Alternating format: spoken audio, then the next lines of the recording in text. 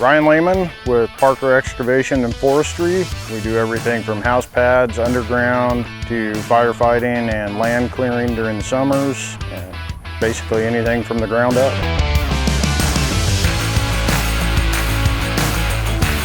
The biggest challenges we face are underground utilities that are unmarked when we're doing the excavation part. When we get into forestry stuff and firefighting, some of the challenges are the steep ground, uneven terrain, dealing with people that don't really know what equipment can do and expecting you to be able to do what they want you to do.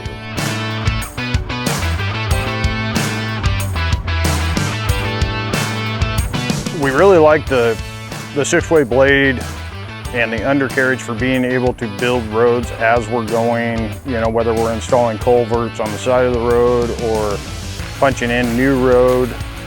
It does a little bit of everything and it does them all good. It's got enough power to push roads in and push material, but yet it also is stable enough to get off the road. It's a good all-around machine.